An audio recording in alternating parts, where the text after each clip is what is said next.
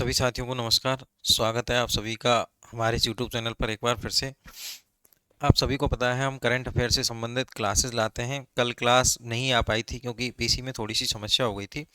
तो कल की और आज की दोनों दिनों की करंट अफेयर्स की क्लास लेकर मैं आपके सामने हूँ। हमने लास्ट वीडियो जो थी उसमें एक प्रश्न दिया था और वो प्रश्न था कि कृषि और पशुधन पर जो संयुक्त परामर्शदात्री समिति जो थी उसका किस जिले में आयोजन हुआ था। संयुक्त समिति का एक आयोजन हुआ था, ज्वाइंट पार्लियामेंट्री कमेटी का, जो कृषि और पशुधन को लेकर थी।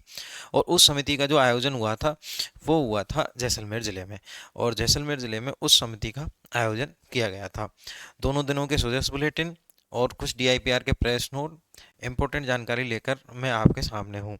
आप एक एक पॉइंट करके ध्यान से देखते जाएं। डेली क्लास हम लाते हैं। बाकी सेकंड ग्रेड और फर्स्ट ग्रेड के फर्स्ट पेपर को लेकर जो मैंने वीडियो बनाई उसको भी आप ज़रूर देखना। वो भी मैंने बिल्कुल परफेक्ट आपके लिए बनाई है और वो बहुत रियलिस्टिक भी है। पहली जो न्यूज़ है वो है एक स्पोर्ट्स पर्सन को लेकर, और काफ़ी चर्चा में है अरुणधति चौधरी। और ये चर्चा में क्यों हुई? जो हमारे विधानसभा के अध्यक्ष हैं, विधानसभा अध्यक्ष, और विधानसभा अध्यक्ष कौन है हमारे? वासुदेव देवनानी। वासुदेव देवनानी जो हैं, इन्होंने वीडियो कॉल करके अरुणधति चौधरी को बधाई प्रेषित की कि आपको बहुत बहुत बधाई। इन्होंने क्या किया कि ग्रेटर नोएडा में एक वर्ल्ड कप हो रहा था और वो वर्ल्ड कप था बॉक्सिंग वर्ल्ड कप 2025। और कहाँ हो रहा था ये? ग्रेटर नोएडा। ग्रेटर नोएडा जो इंडिया में ही है। ग्रेटर नोएडा में क्या हो रहा था? ये वर्ल्ड कप हो रहा था और इसमें 70 kg वर्ग में, कौन से वर्ग में? देखो वर्ग भी आप याद रखो। 70 kg कौन सा खेल है? बॉक्सिंग। और इनका जिला कौन सा है? कोटा। कौन से जिले से हैं? कोटा से हैं। देखो बेसिकली प्रश्न ये पूछ लिया जाता है कि जो अरुणधति चौधरी जो हैं और जिन्होंने बॉक्सिंग वर्ल्ड कप में गोल्ड जीता, उन वो कौन से जिले से संबंधित है? तो कौन से जिले से संबंधित है भाई? वो कोटा से संबंधित हैं। और इन्होंने कितने किलोग्राम वर्ग में जीता है? 70 किलोग्राम वर्ग में। और कौन सा मेडल जीता है इन्होंने? गोल्ड जीता, गोल्ड मेडल जीता है, स्वर्ण पदक इन्होंने जीता है। और इन्होंने जो फाइनल में उज्बेकिस्तान की अजीजा जेकिरोवा को हराया। ये भी पूछ लिया जाता है कभी कभार के फाइनल में इन्होंने किसको हराया। तो उज्बेकिस्तान की जो बॉक्सर हैं उनका क्या नाम है? अजीजा जेको जोकिरोवा। इनको हराया कितने वर्ग, कौन से वर्ग में? 70 किलोग्राम वर्ग में। और ये बॉक्सिंग वर्ल्ड कप कहाँ आयोजित हो रहा था? ग्रेटर नोएडा में। और ये अरुणधति चौधरी जो हैं, ये हैं कहाँ से हैं भाई? इनका संबंध कहाँ से है? कोटा से। और इनको जो हमारे विधानसभा के अध्यक्ष थे वासुदेव देवनानी सर, उन्होंने फ़ोन करके बधाई प्रेषित की थी। अगली जो इम्पोर्टेंट न्यूज़ है वो है KIUG, यानी खेलो इंडिया यूनिवर्सिटी गेम। इसके ऊपर पहले भी सोजस बुलेटिन में आ चुका था और आज भी इसके ऊपर है सोजस बुलेटिन में, तो ये भी आपको इम्पोर्टेंट रूप से पता होना चाहिए। खेलो इंडिया यूनिवर्सिटी गेम जो है उनका आयोजन 24 नवंबर से 5 दिसंबर तक किया जाएगा। मैंने मोटी मोटी चीज़ लिखी है। 5वां संस्करण है राजस्थान में। पहली बार आयोजन हो रहा है खेलो इंडिया यूनिवर्सिटी गेम का। राजस्थान में पहली बार आयोजन हो रहा है। वैसे संस्करण कौन सा है इसका? 5वां संस्करण है। कब से कब तक? 24 नवंबर से लेकर और 5 दिसंबर तक इसका क्या होगा? आयोजन होगा। और कितने शहरों में होगा? 7 शहरों में होगा। और 7,000 से ज़्यादा जो प्रतिभागी हैं वो भाग लेंगे। और इसके अंतर्गत टोटल खेल जो हैं वो कौन से हैं? 24 खेल हैं, जिनमें से 23 तो पदक खेल हैं और एक प्रदर्शन खेल है। और ये प्रदर्शन खेल कौन सा है ये आप ध्यान रखना। कौन सा है? खो खो। खो खो जो है वो कौन सा खेल है भाई? प्रदर्शन खेल है। और 23 इसके अंतर्गत कैसे खेल है? पदक खेल हैं। 24 खेलों में से 23 पदक खेल हैं और एक कैसा खेल है? प्रदर्शन खेल है। और जो प्रदर्शन खेल है उसका क्या नाम है? खो खो। और इसमें देखो एक चीज़ और ध्यान रखना, ये जो 3 खेल हैं, कैनोइंग, काइकिंग और साइकिलिंग, ये 3 खेल जो हैं ये पहली बार जुड़े हैं। तो कैनोइंग, कयाकिंग और साइकिलिंग, ये 3 जो खेल हैं ये खेलो इंडिया यूनिवर्सिटी गेम में पहली बार जुड़े हैं। तो खेलो इंडिया यूनिवर्सिटी गेम जो है उसके बारे में ये 5-6 फैक्ट आपको पता होने चाहिए। 24 नवंबर से 5 दिसंबर तक आयोजित होगा। 5वां संस्करण है, राजस्थान में पहली बार हो रहा है। 7 शहरों में होगा। 7,000 से ज़्यादा खिलाड़ी भाग लेंगे। इसके अंतर्गत टोटल 24 खेल हैं, जिनमें 23 पदक खेल हैं, एक प्रदर्शन खेल है, और प्रदर्शन खेल जो है वो कौन सा है, खो खो। इसमें कैनोइंग, कयाकिंग और साइकिलिंग, ये जो है ये पहली बार जुड़े हुए खेल हैं। अगला जो है वो है मुख्यमंत्री आयुष्मान बाल संबल योजना। देखो ये अलग से दी हुई है, तो इसको थोड़ा सा अच्छे तरीके से देख लेना। ये सुजस बुलेटिन में अलग से ये योजना दी हुई है। तो देखो ये दुर्लभ बीमारियां हैं कुछ, मतलब सीरियस डिजीज जो होती हैं, जैसे लकवा हो जाता है या फिर बहुत सीरियस डिजीज किसी भी बालक के हो जाती है, और इसमें जो एज है वो क्या है, 5 वर्ष तक के हैं ये बच्चे। इनको कितना दिया जाता है कि 50 लाख रुपए तक का निःशुल्क उपचार प्रदान किया जाता है। कौन सी योजना के अंतर्गत, मुख्यमंत्री आयुष्मान बाल संबल योजना के अंतर्गत। इस योजना में जो आते हैं कितने रुपए तक का, 50 लाख। तो देखो ये 50 लाख तक का तो इलाज तो किया ही जाता है, और इसके साथ साथ इस योजना के तहत जो होते हैं उनको 5,000 रुपये प्रति माह और प्रदान किए जाते हैं। कोई बालक जो कैसी बीमारी से पीड़ित है, दुर्लभ बीमारी से पीड़ित है, दुर्लभ बीमारी से ग्रसित है, और मुख्यमंत्री आयुष्मान बाल संबल योजना के अंतर्गत आ रहा है, तो उसको 50 लाख तक का तो निःशुल्क उपचार मिल ही जाएगा, मतलब निःशुल्क उपचार होगा ही इसका 50 लाख तक, और इसके साथ साथ इसको 5,000 रुपये प्रति माह और आर्थिक सहायता प्रदान की जाएगी। कौन सी योजना के अंतर्गत, दो चीज़ों को याद रखो आप, 50 लाख तक का उपचार और 5,000 प्रतिमा। तो दो चीजें याद रखना आप। कौन सी योजना के अंतर्गत, मुख्यमंत्री आयुष्मान बाल संबल योजना। पल्स पोलियो अभियान, देखो 23 नवंबर को क्या है, यानी आज क्या है, पल्स पोलियो दिवस। हालांकि यूएनओ के द्वारा जो हमारा देश है उसको पल्स पोलियो फ्री घोषित कर दिया गया है, कि हमारे देश में कोई भी पल्स पोलियो का केस नहीं है, और पल्स पोलियो फ्री घोषित कर दिया गया है संयुक्त राष्ट्र संघ के द्वारा। परंतु फिर भी कल पल्स पोलियो, आज पल्स पोलियो दिवस है, इसलिए 23 नवंबर को यानी आज 5 वर्ष तक के जो बच्चे हैं उनको 1 करोड़ से अधिक दवाइयाँ पिलाई जाएंगी। और भारत में कोई भी 14 साल से, पिछले 14 साल से कोई भी केस पल्स पोलियो का सामने नहीं आया है।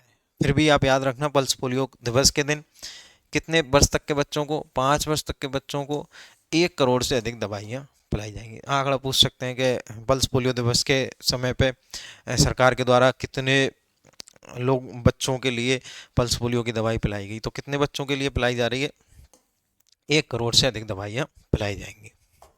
पल्स पोलियो दिवस कब बनाया जाता है, ये भी पूछ सकता है, कब बनाया जाता है भाई, 23 नवंबर को। ठीक है। एक है मुख्यमंत्री मंगला पशु बीमा योजना। इसमें थीम जो है इसकी, पशुपालक होंगे खुशहाल। देखो इसमें क्या है, पशुओं का बीमा किया जाता है।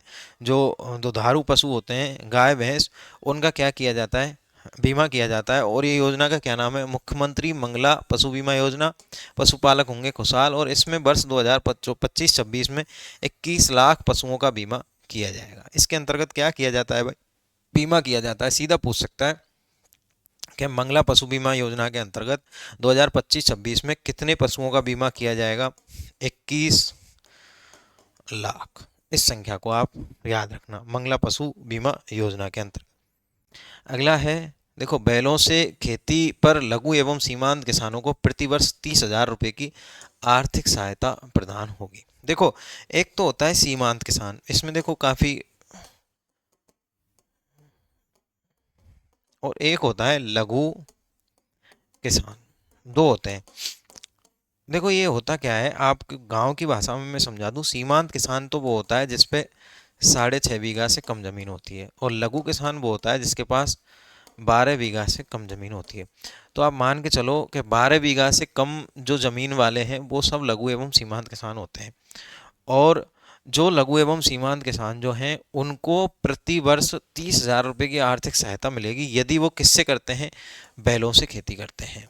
बैलों से खेती करने पे है ये, बैलों से खेती करने पर कितने रुपए हैं,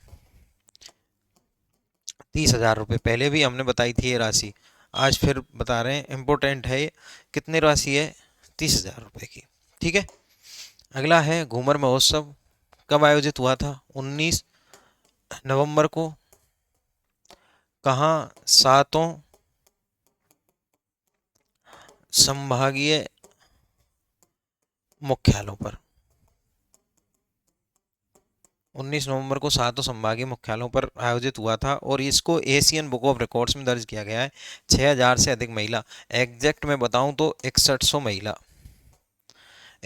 महिलाओं ने एक साथ क्या किया है, घूमर नृत्य, और इसको इतिहास के रूप में एशियन बुक ऑफ रिकॉर्ड्स में शामिल किया गया है। कितनी महिलाओं ने घूमर नृत्य किया है?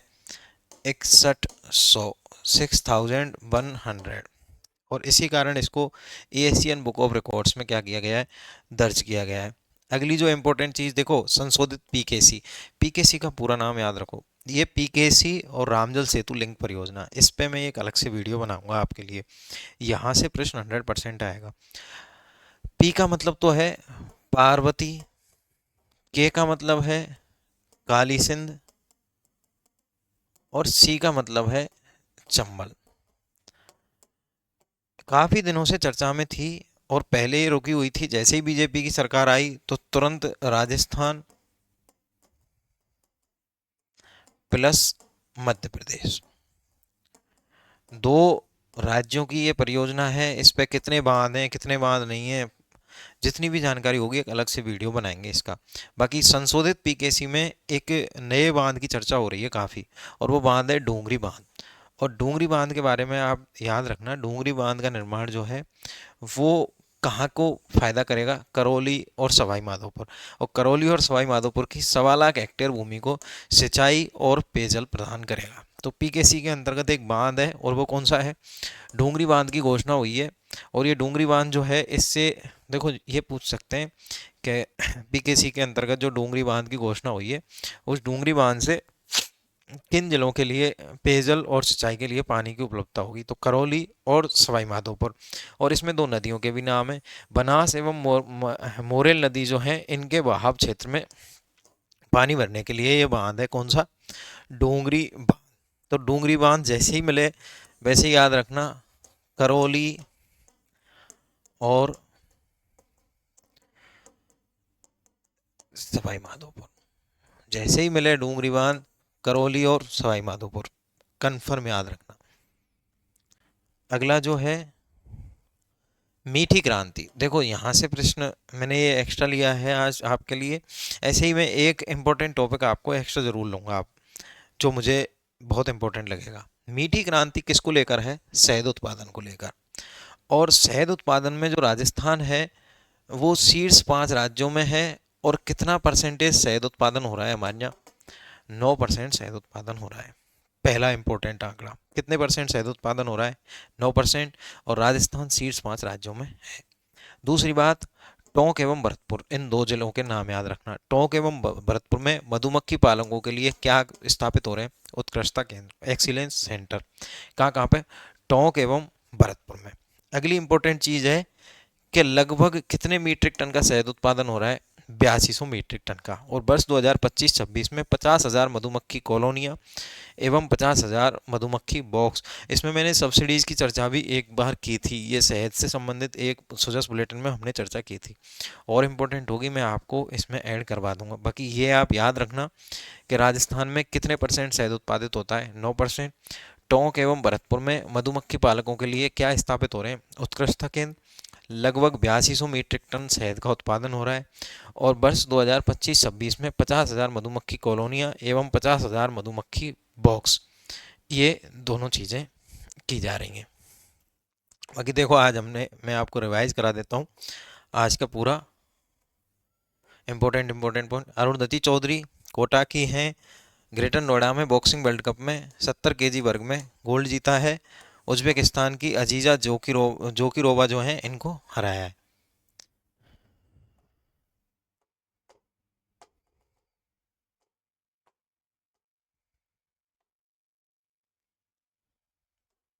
मुख्यमंत्री आयुष्मान बाल संबल योजना, दुर्लभ बीमारियों से कोई बालक पीड़ित हो जाता है तो उसको 50 लाख रुपए तक का निःशुल्क इलाज होगा और 5,000 रुपये प्रति माह की आर्थिक सहायता भी प्रदान की जाएगी।